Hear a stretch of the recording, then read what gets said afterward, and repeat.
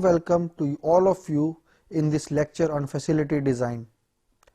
We already had a lecture on facility design that was called as Facility Design 1, in which we have seen that it is very important to decide an appropriate and optimal location of the plant facilities. So we have seen what do we mean by location. We have also seen what are the various factors that govern the selection of an appropriate location for setting up a plant or for setting up a facility. We have understood large number of examples. We have tried to explain the different types of factors like internal factors, external factors that govern the selection of an appropriate location. Now once we have decided that we are going to set up a facility in such and such area of the country, we have to decide that if within the area how our different elements of our facility, of our manufacturing plant should be set up.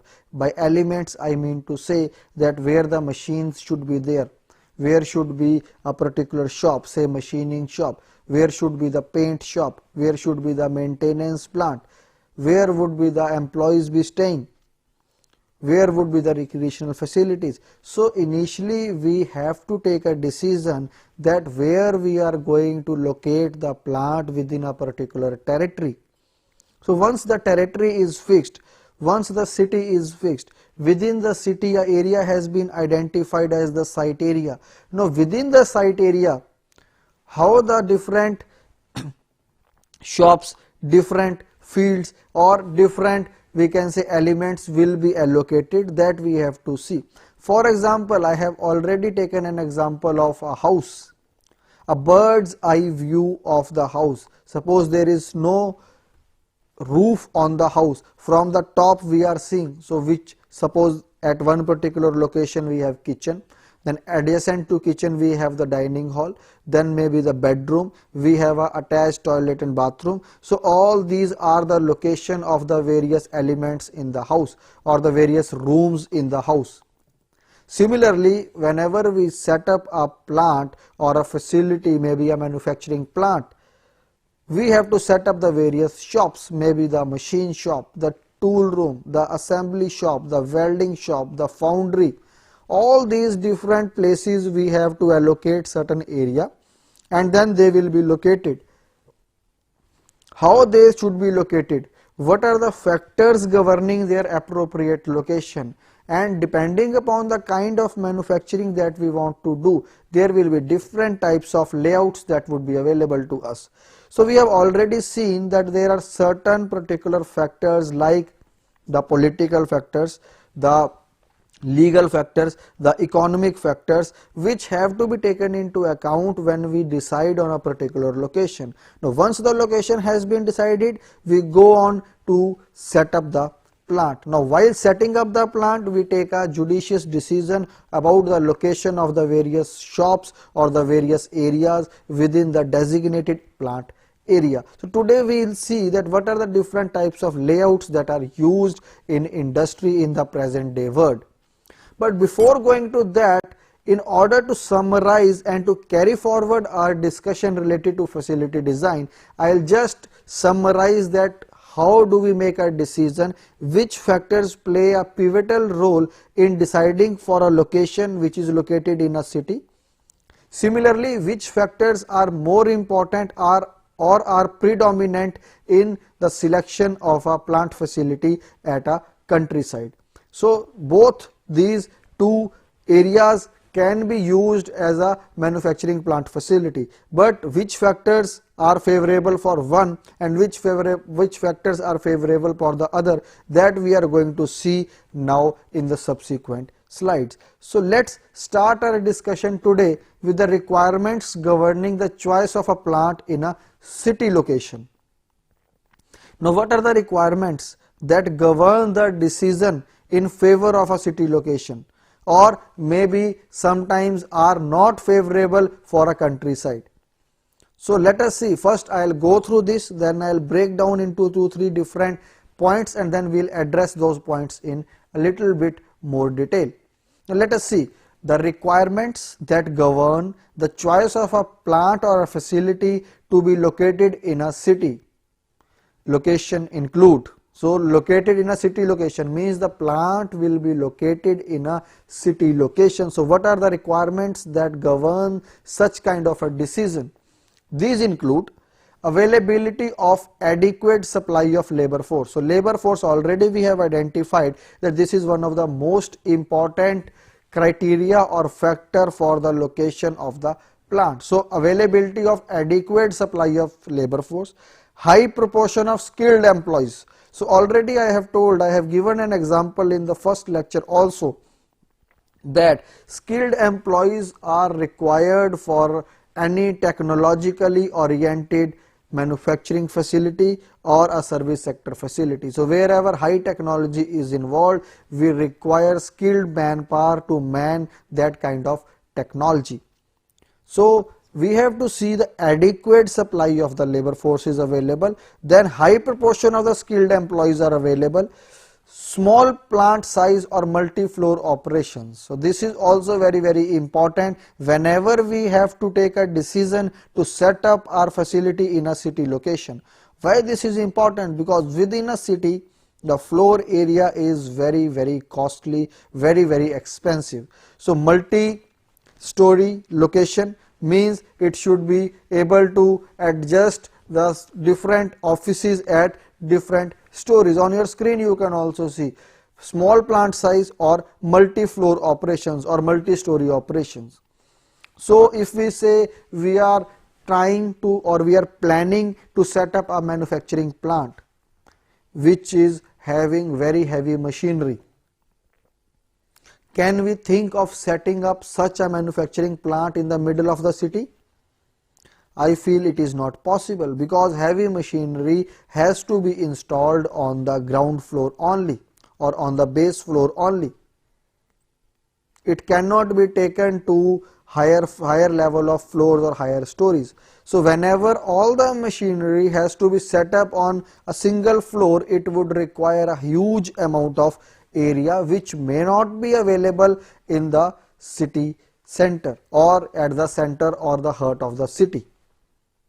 Therefore, those kind of industries or those kind of plants which require substantially smaller size areas and in which multi-story or multi-floor operations can be augmented, can be used for selection in a particular city area. So wherever these kind of criteria are there, these kind of requirements are there, like we require small amount of space, multi-floor operations are possible. So those kind of industry or those kind of plants or those kind of service providing facilities can be set up in the middle of the city. Now what is the other point? We have seen till now 2-3 different points. We have seen, on your screen you can see, availability of adequate supply of labor force, high proportion of skilled employees, we have already covered. Small plant site means area required is less, or multi-floor operations are possible. Good communication facilities are available. So we have seen that many companies which are doing business process, BPR companies, we can say BPO companies, BPO operations, those are setting up in areas where the communication facilities are very good. Good banking and healthcare delivery system, that is also very important, like banks etc. are available, but these are subsequent things.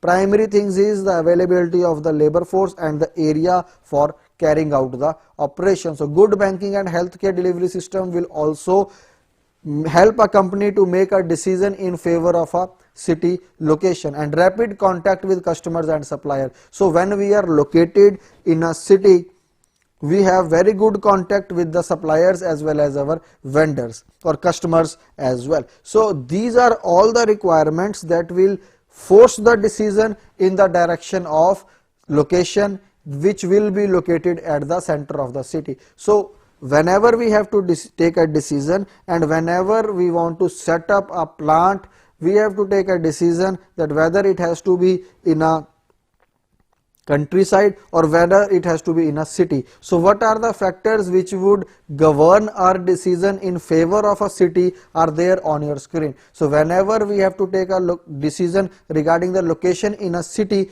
these are the requirements which would force our decision. So once again, to summarize, I will just read out: availability of adequate supply of labor force, high proportion of skilled employees, small plant size or multi-floor operations, good communication facilities, good banking and healthcare delivery system, and rapid contact with customers and suppliers. So whenever these kind of requirements are there, these will require the decision maker to make a decision in favor of a city location. Now similarly, there would be certain requirements governing the choice in favor of a countryside location. Let us go through now those points. So the requirements governing the choice of a plant in a country location may be outside the city. The requirements that govern the choice of a plant or a facility to be located in a country location include. Now let us see what are the factors which will govern the decision in the country location, in the favor of the country location, I should say. These are large plant site, so the area required is huge. So wherever the area required is huge, we will say let us place the plant in the countryside only. The lesser effort required for anti-pollution measures. So maybe the anti-pollution measures, the requirements for anti-pollution measures may be slightly less stringent in the countryside. Lower taxes. So many particular state governments, many governments are in the favor of setting up plants in the countryside locations so that it results in the societal upliftment of the people as well as less pollution in the already polluted areas. So maybe tax holidays are there, lower taxes are there. The government wants to push forward the policy of putting the plants in the countryside, so they want to facilitate this process by providing tax holidays, etc. Then unskilled labor force requirement. So wherever the labor force requirement is not that much, I mean to say is that labor is required but skilled labor is not required. So in those cases we may choose a countryside location. Similarly, wherever we want to pay low wages, in those cases also we would prefer a countryside location. So a country location would be preferred in all these circumstances. So let us once again go through what are the requirements. That is, large plant site. Whenever the plant site is very large, the area required is large, we may prefer country location. Lesser effort required for anti-pollution measures. So wherever we feel that we will not be able to meet the stringent guidelines of a city, we may opt for a country location. Similarly, if we want to save certain amount of taxes by setting up a plant in a countryside, then it is also beneficial. Unskilled labor requirement is there, that we do not require huge amount of skilled labor. There also countryside location is more profitable. Then lower wages would certainly reduce the total cost of the product and would lead the company into making profit. So till now we have covered just 2 slides, but we have been able to figure out that what are the requirements that favor the location of a plant to be in the city and what are the requirements that favor for a location of a plant to be in the countryside. Now let's come on to facilities layout design. Facilities layout design refers to the arrangement of all equipment, machinery and furnishings within a building envelope after considering the various objectives of the facility. The layout consists of production areas, support areas and the personal areas in the building. So what we have done till now is the decision making related to the location of the plant or facilities location. We have decided that where the facility should be located. Now once that location has been identified, now within the location we have to set up all these different areas. As you can see, facility layout design refers to the arrangement of all the equipment, so where the equipment should be located, where the machines have to be set up, where the furnishings have to be done, where the office area would be there. So all these things within the building we have to place, and when this placement has to be done, there are number of criteria which has to be borne in mind. So we have to take a judicious strategy and we have to follow a procedure for deciding the location of all these elements within the organization. So once again, just to summarize, I will read it for you. Facilities layout design refers to the arrangement of all equipment, machinery and furnishings within a building envelope after considering the various objectives of the facility. The layout consists of production areas, support areas and the personal areas in the building. So I think it makes it appropriately clear that what do we mean by facility layout design. The need for facilities layout design arises both in the process of designing a new layout and in redesigning the existing layout.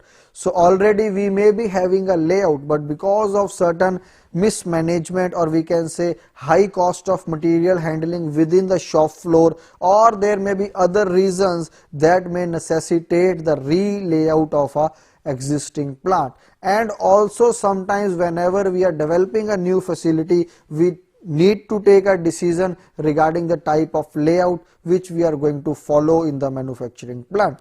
So the need for the facilities layout design arises both in the process of designing a new layout and in redesigning an existing plant or existing layout. The need in the former case is obvious, but in the latter case it is because of many developments as well as many problems within the facility, such as I have already given you 2-3 examples that why do we need to redesign the layout. But now one by one we will see that what are these areas, what are these causes or what are these problems which lead to the redesigning of the layout. Change in the product design is the first point on your screen. So whenever the product design changes, the layout may have to be changed.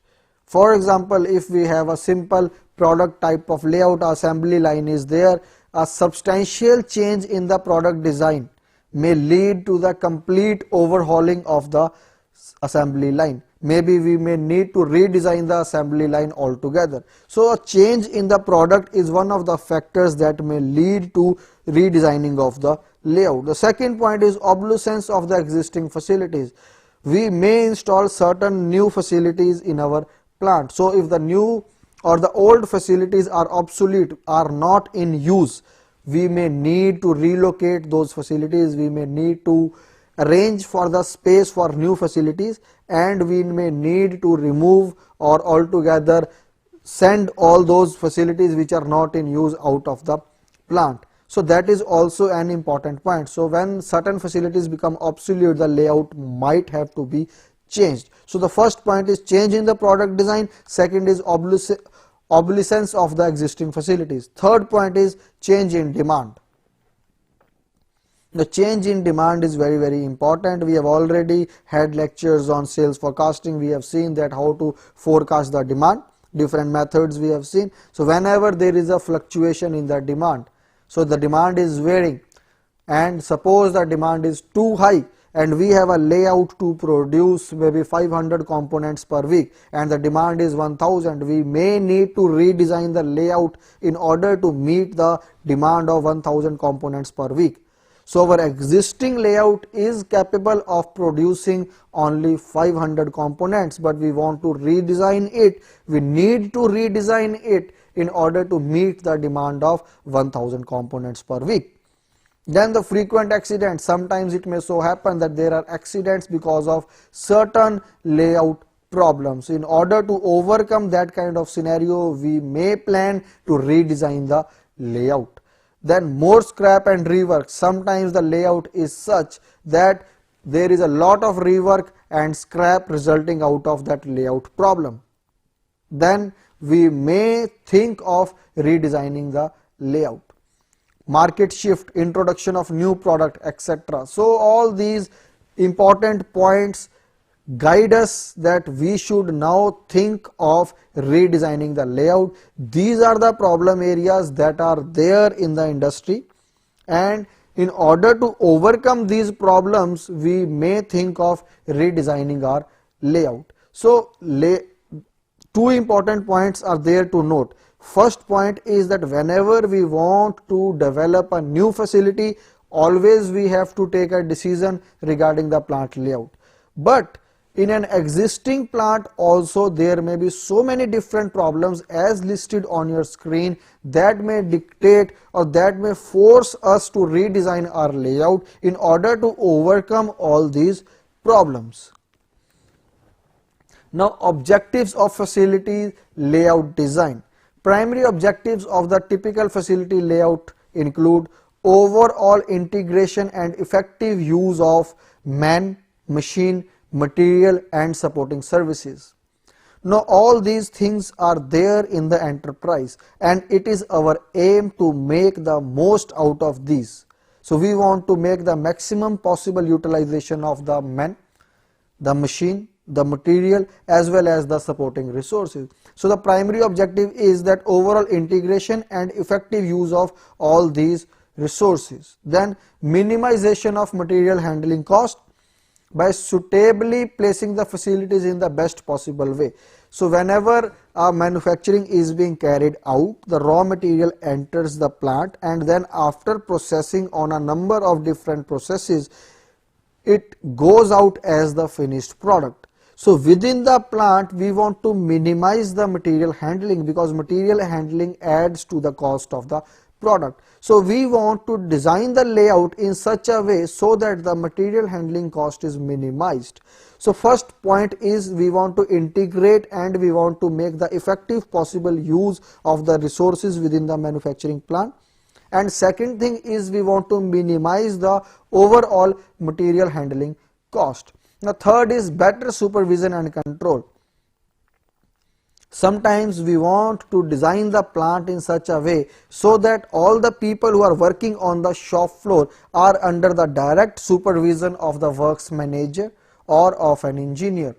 So where do we locate that engineer and works manager so that all the time he is having an eye on the people working around, and if anybody is not doing the job properly, he can directly call that person and ask about his problems and then he could be able to help him out. So basically effective supervision and control is also very important and has to be taken into mind whenever we are designing a layout. So this is also one of the objectives, like we design the layout keeping this thing in mind that we should have a very effective supervision and control system working.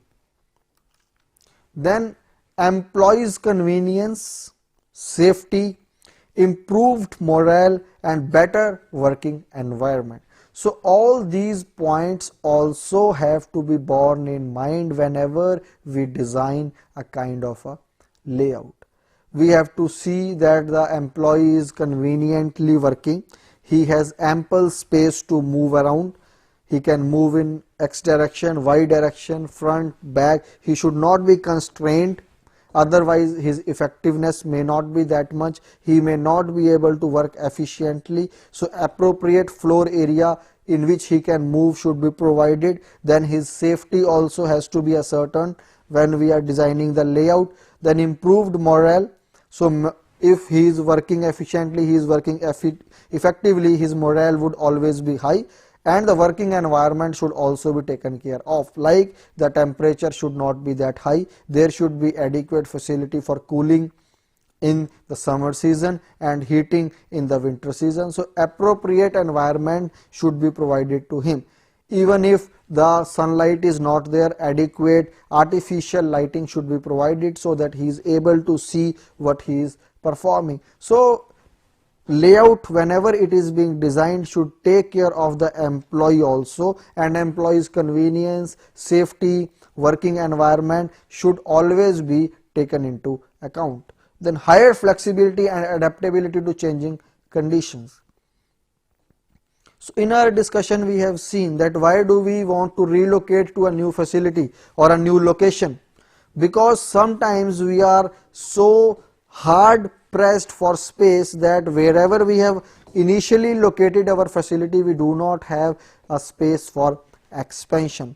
So whenever we design a layout, we should design the layout in such a way so that some space is always kept for expansion. So whenever that expansion facility is available with us, it is going to be helpful in the longer run. So our layout should be very flexible, and it should be adaptable for further expansion also, because changing conditions here I want to mean that sometimes we may have to expand our capacity, which we have seen in the capacity planning also. So waste minimization and higher productivity, that is the one of the catchwords for all the industry, that waste should be minimum and the productivity should be highest. So the layout should be such that our productivity is high and the rework, or we can say the waste or the scrap, should be minimum. So just to summarize, we have seen that whenever we design, what are the objectives, what are the things that we should keep in mind so that the layout that we design is a most effective and most efficient layout. So now let's come to the types of layout. We have already decided that we have to keep in mind so many different factors when we design a layout. But there are certain standard types of layouts available which have already been designed and are being used in industry in a lot many different kinds of scenario. So different types of scenarios are there. What I mean to say here is that depending upon your objectives, depending upon your requirements, you can design your own type of a layout. But there are certain standard layouts which are being used in different types of scenario. So what are the different types of layout? We will see one by one. We will try to understand what type of layout is there, what is the basic principle of such a layout, and then we will see what are the advantages and what are the disadvantages of that type of layout. So the type of layout can be seen as on your screen are the product layout. The basic types of layouts are the product layout, process layout, fixed position layout, and the cellular layout. So these are four different types of layouts which are used in industry. And now one by one we will see that what is a product layout, what is a process layout, what is a fixed position layout, and what is a cellular layout. Now coming on to product layout, first I will read it for you. This type of layout is generally used in systems where a product has to be manufactured or assembled in large quantities. So the first point is from quantity point of view, that if large quantity has to be produced, we can go for a product type of layout.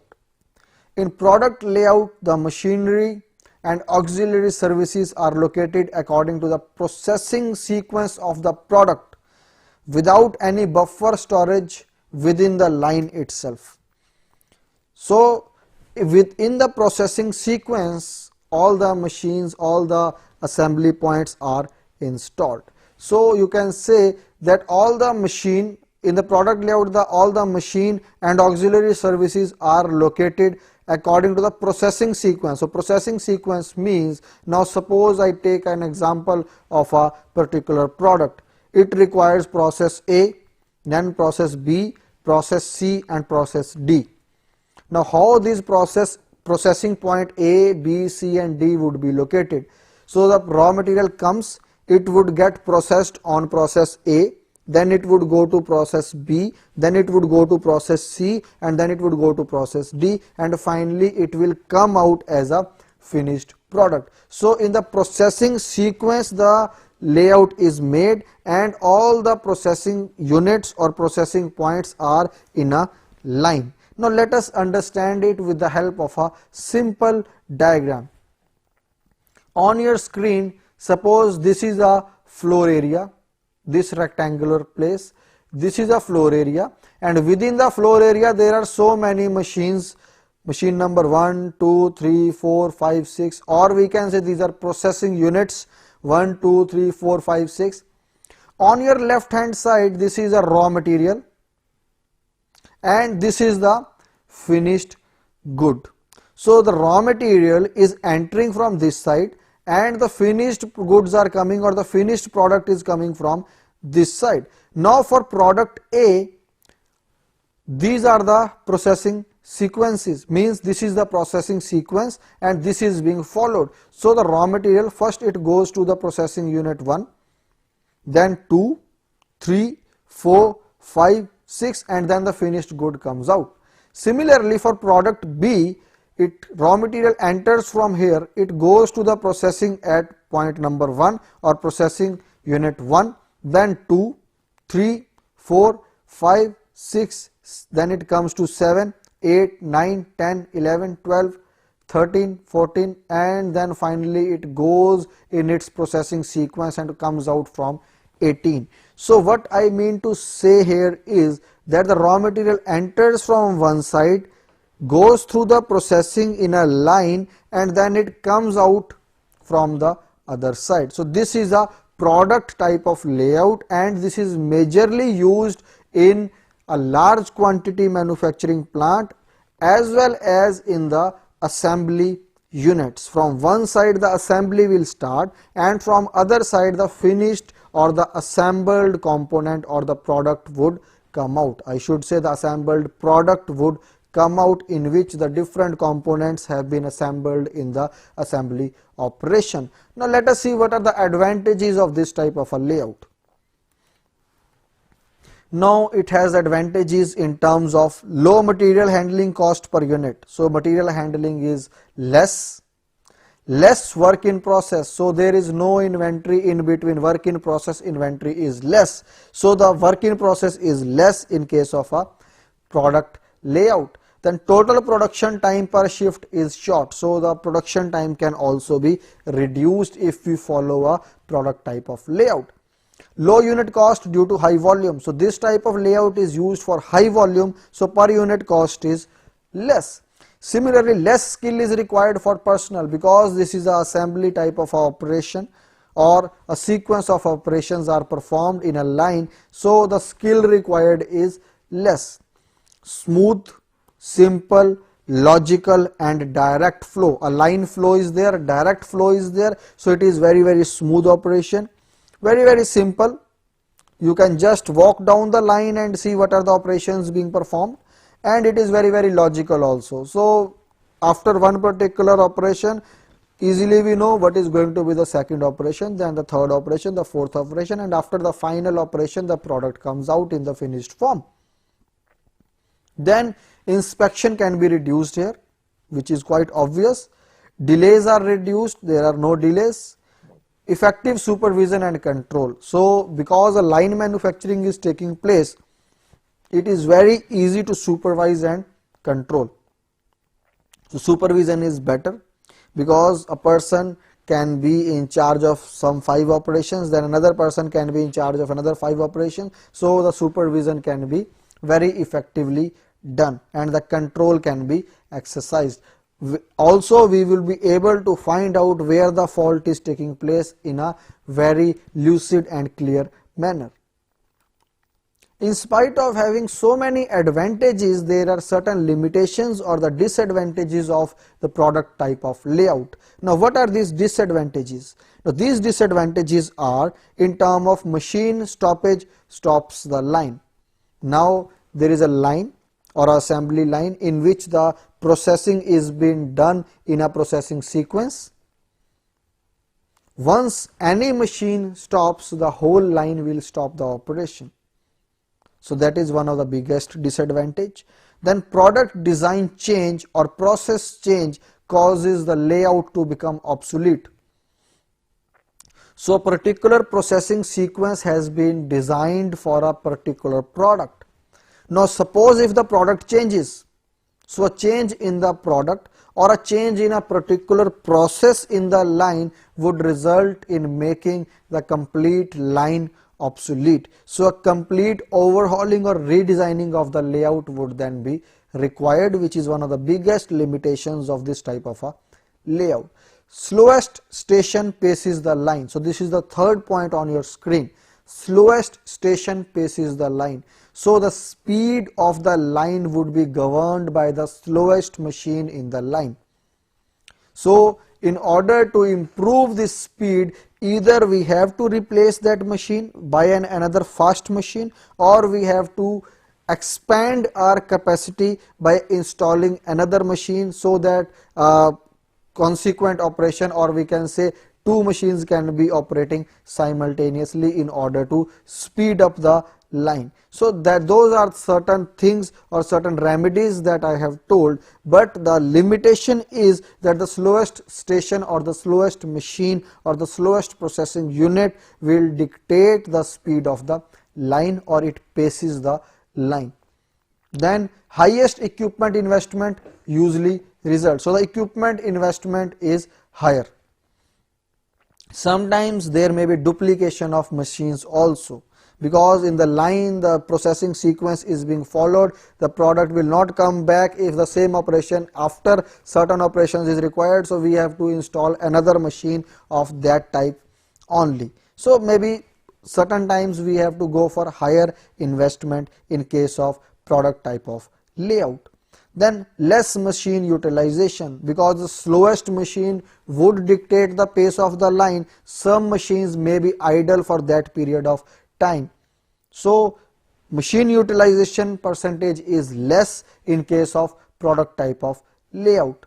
Then it is less flexible. Already I have told that if the product changes or the process changes or the product is redesigned, the flexibility is less. We may have to redesign the complete line, resulting into a huge capital investment. So although there are certain advantages related to the product type of layout, but there are certain limitations as well.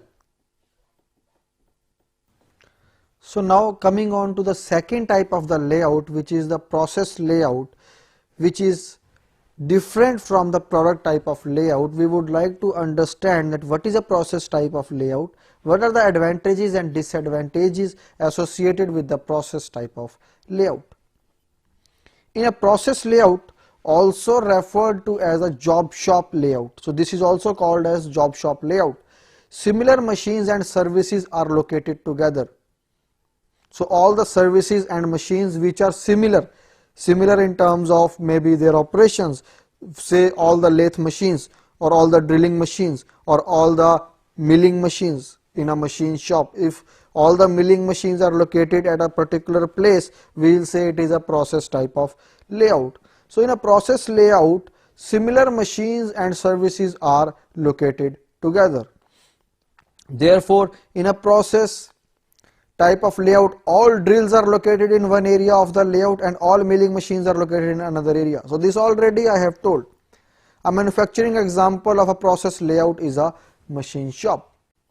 So a process layout can be seen in the machine shop. Maybe a big machine shop is there and we have different areas specified for different types of machining operations. So it is not only in the machine shop or in the manufacturing industry only that we see a process type of layout. It can be seen in some other sectors as well. So process layouts are also quite common in non-manufacturing environments, which I have already stated. Examples include hospitals, colleges, banks, auto repair shops and public libraries. So in these type of sectors also we see a process type of layout. So how does a process type of layout look like? Let us go through a very simple diagram showing a process type of layout. So you see shear, shear and shear, mill, mill, mill, milling section, shearing section, drill, drill, drill, drilling section, pack, pack, pack, packing section. So we have different sections, similar types of machines placed in similar or specified area. So this is the area which has been specified for setting up of shearing machines.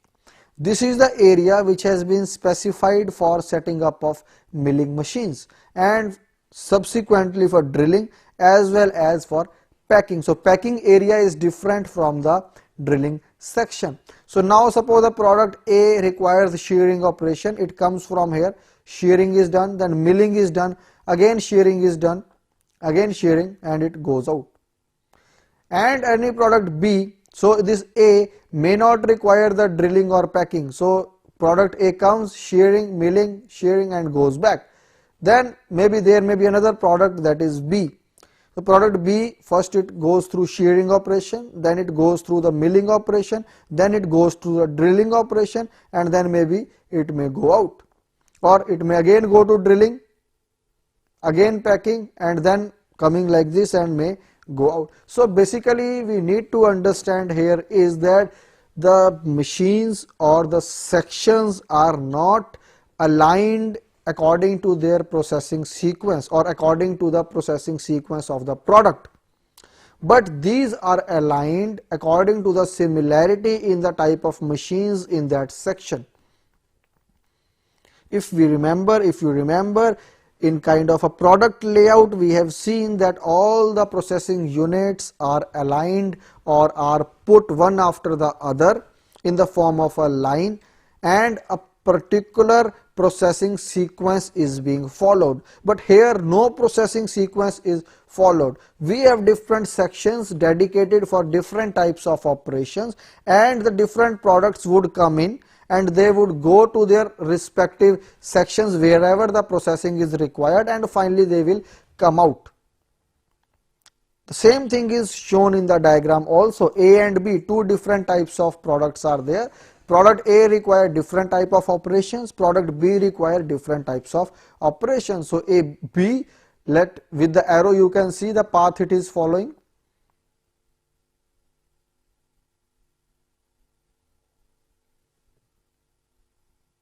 And then it comes out.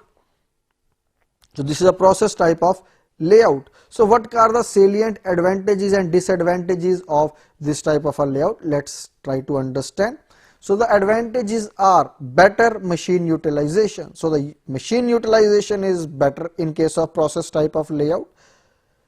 Highly flexible in allocating personnel and equipment, because general purpose machines are used. So there are no dedicated machines like the product type of layout. So general purpose machines are there, general sections are there like drilling section, milling section, shearing section, painting section, packaging section, and general purpose machines make this type of layout as a very flexible type of layout. So this is highly flexible in allocating personnel and equipment because general purpose machines are used. Then diversity of tasks for personnel. So a person is not particularly working on a particular product.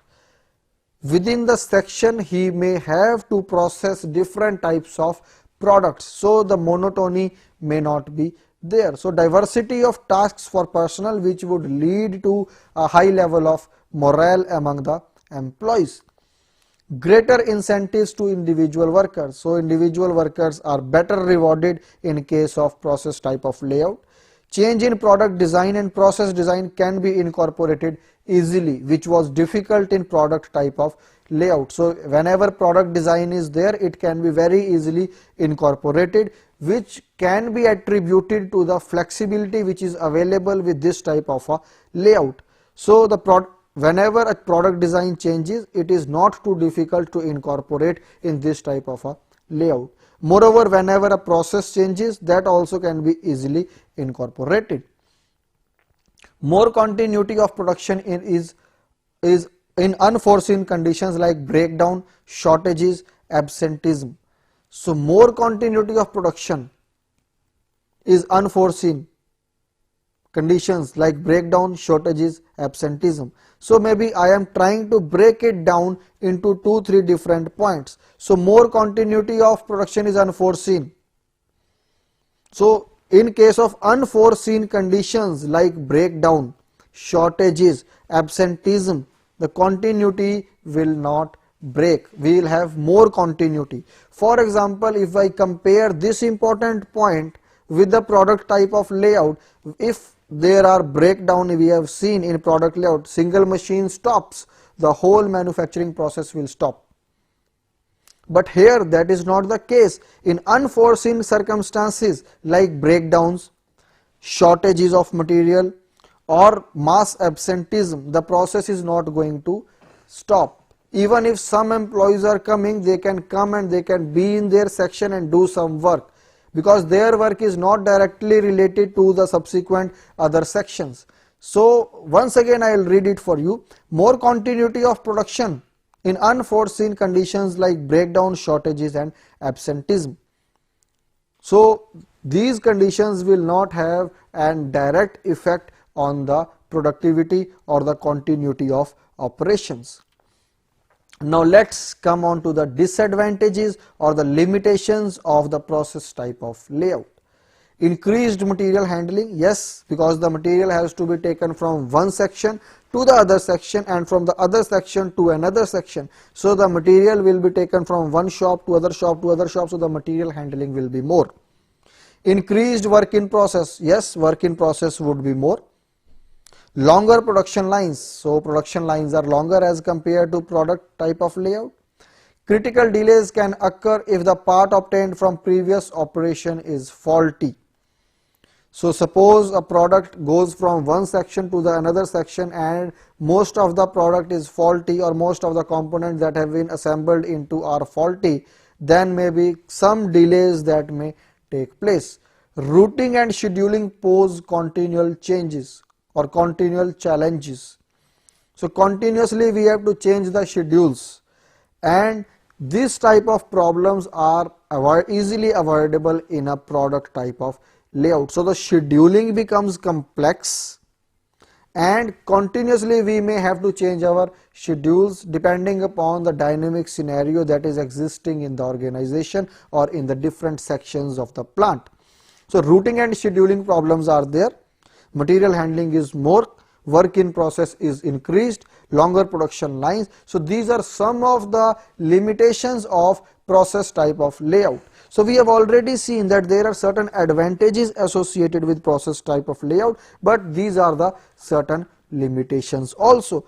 Now we come on to a special type of layout that is called as the fixed position layout. In this type of layout, the product is kept at a fixed position and all other material, which is this material like components, tools, machines, workers, etc. are brought and arranged around it.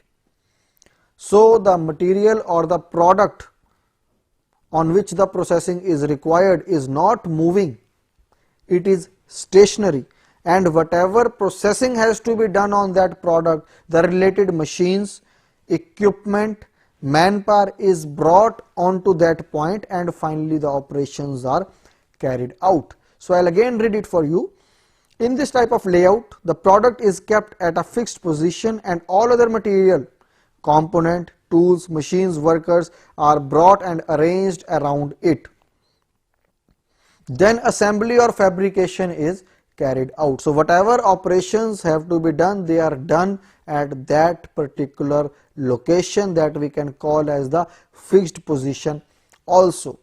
The layout of the fixed material location department involves the sequencing and placement of workstation around the material or product. So layout of the fixed material location department. So fixed material location department will allocate or sequence the operations around the product only.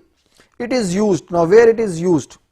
We have a product, let's try to understand it this way. We have a very huge and large product which cannot be moved from one place to another. So we are locating it centrally at a particular place where all the other machines, equipment can be brought, manpower can be brought, and they can do the operations or the assembly operations on that product at a fixed position only.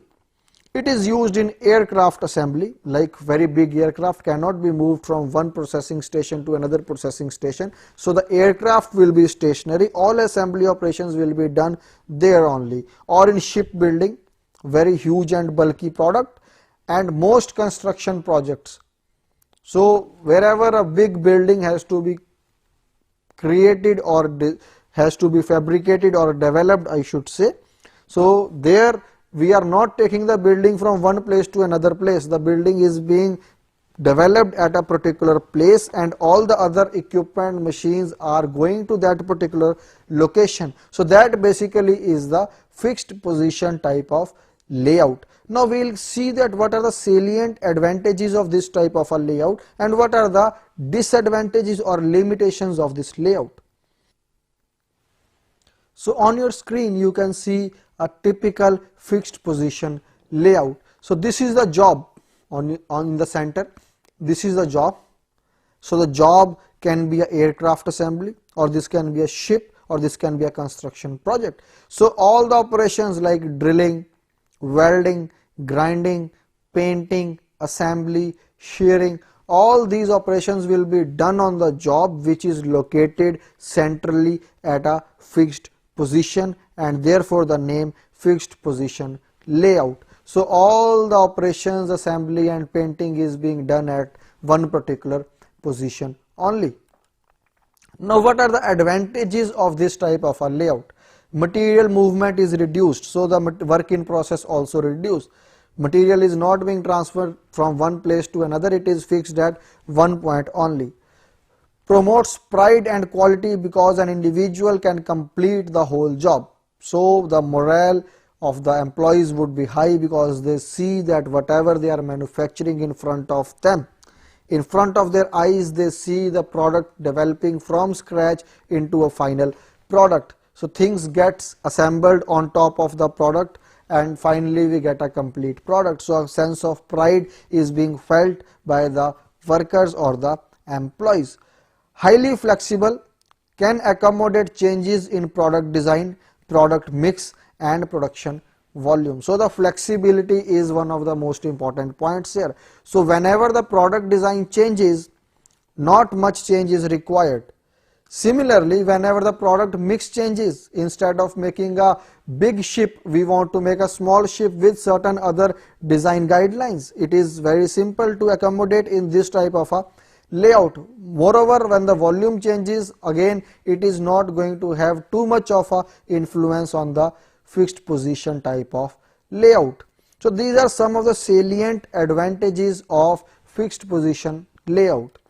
Coming on to the limitations, we can see may result in increased space and greater work in process. Sometimes maybe work in process may be more, although as the product which is getting manufactured is not moving from one place to another, but sometimes the tools and the equipments and the machine which are operating on the particular product or the particular construction project, or we can say a aircraft or a shipbuilding industry or shipbuilding project, work in process sometime may be more, but the product is not moving from one place to another place. That is one of the advantage. Then requires greater skill of personnel. That is obvious. Whenever such a project has to be undertaken, the skill required is very high. Personnel and equipment movement is increased. Oh yes, when the raw material or the product which we are manufacturing is not moving from one place to another, we have to take the machines, the equipment, the manpower have to move to that particular location in order to carry forward the operation. So their movement is increased. Requires close control and coordination in production and personnel scheduling. So a more involved coordination is required, a more involved control mechanism has to be set in place in case of a fixed position type of layout. So in today's lecture we have seen that what are the requirements of setting up a plant in a countryside or countryside, what are the requirements of setting up a plant in a city. Then we have seen the objectives of the layout design, that what factors or what are the requirements that have to be borne in mind whenever we design a layout. Then we have seen what are different types of layouts, in which we have seen the product type of layout, the process type of layout and the fixed position layout. In each one of these we have seen that what is the basic principle. Also we have covered what are the salient advantages and limitations of these type of layouts. Now in the next lecture we will focus on the cellular type of layout, as well as we will see the layout selection problem. Thank you.